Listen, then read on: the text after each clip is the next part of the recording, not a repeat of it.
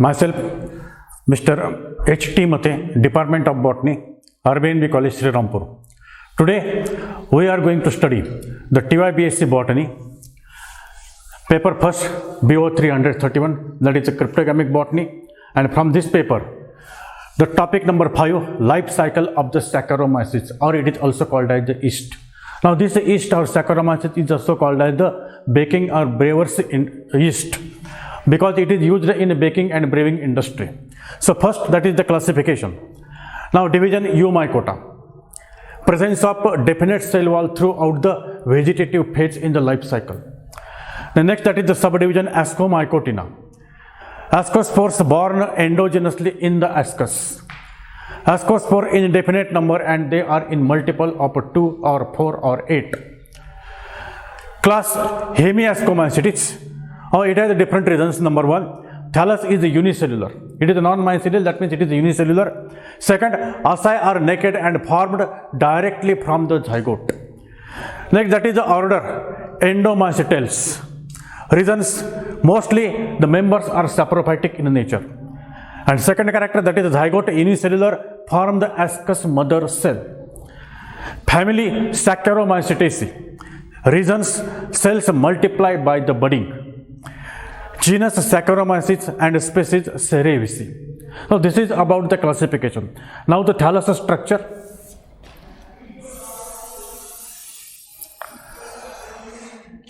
The thallus is a non-mycelial. It is a unicellular. It is a microscopic. It is a elliptic or somewhat circular in outline.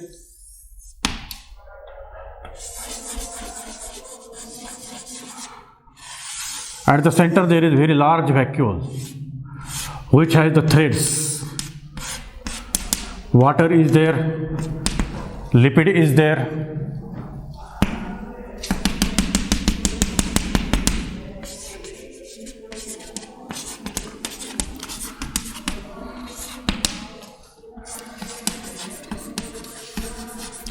Cell wall is formed by the chitin. Plasma membrane,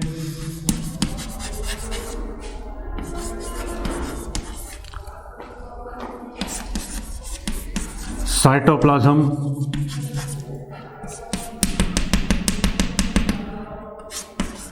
endoplasmic reticulum,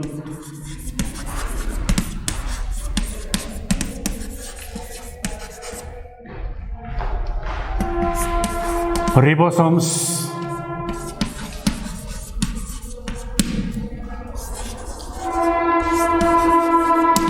mitochondria,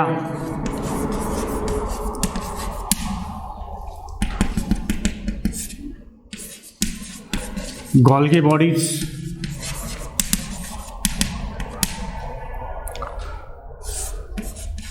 this is large vacuole which is at the center. Threads are there.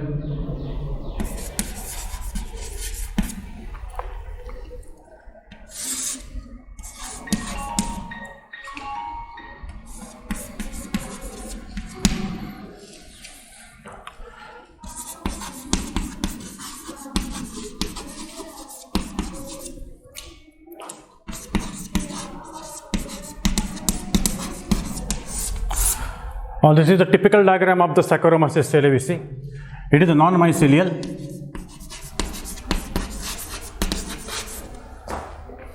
Unicellular.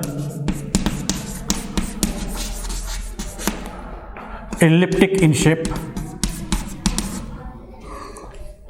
Its size ranges in between 6 to 8 mu micron into 5 to 6 mu micron.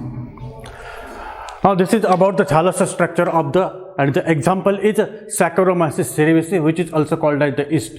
It is somewhat circular in outline, or it is elliptic. It is a non-mycelial. It is a unicellular. It is a microscopic, and its size is ranges in between 6 to 8 mu micron into 5 to 6 mu micron. The outermost boundary is the cell wall, which is formed by the fungal cellulose, which is called as the chitin. And with the chitin, protein and lipids are also there. Polysaccharides are also there in the cell wall. Inside this, there is the plasma membrane. This is the limiting membrane. Now it controls the transport in and out of the cell. So it is very important for the transportation purpose. Inside this there is the cytoplasm, and in the cytoplasm very large number of the different types of the cell organelles are there, and these cell organelles are endoplasmic reticulum, ribosomes are there, mitochondria are there, Golgi bodies are there, and at the center there is very large vacuole, and in the vacuole there are some threads, water is there and lipid is also there, and to our one side there is the nucleus, and the food material is the glycogen. Food material is the glycogen. Now this is the internal and external about the thallus structure of the Saccharomyces cerevisiae. Now next point, that is the reproduction. Saccharomyces reproduces by the two different methods, that is asexual and sexual. Saccharomyces shows two different types of the reproduction, that is asexual and sexual. First, number one, that is the asexual reproduction. Asexual reproduction, and it takes place with the help of budding. It is very easy way for multiplication of the cells, for multiplication of the yeast, and it takes place when there is very large amount of the food material is there, and the process is like this.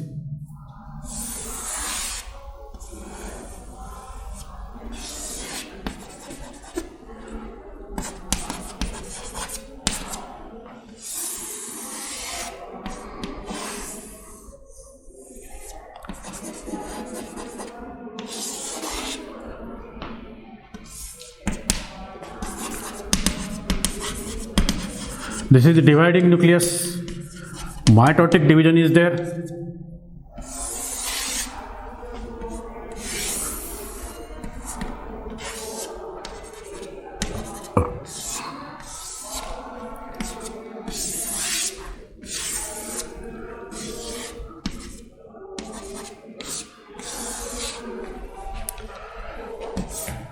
so this is the vacuole.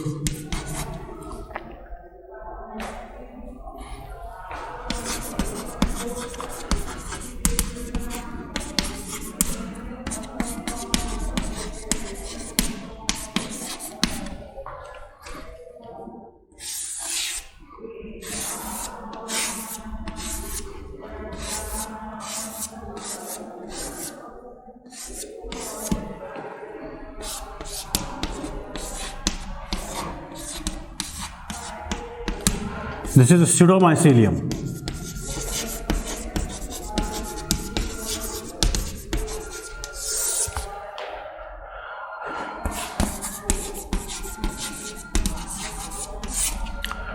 Now this is the asexual reproduction which takes place in the yeast. Now when the food material is very large amount, in that condition the yeast cell shows the budding, that is the asexual method of the reproduction.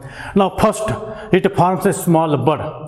Before this vacuole, it enlarges in size, and because of this it exerts a pressure on the outer wall of the cell, and because of this it forms a small bud. Meanwhile, the nucleus also divides mitotically, and one nucleus is get migrated into the newly formed bud or into the newly formed cell, and one nucleus remains in the parent cell.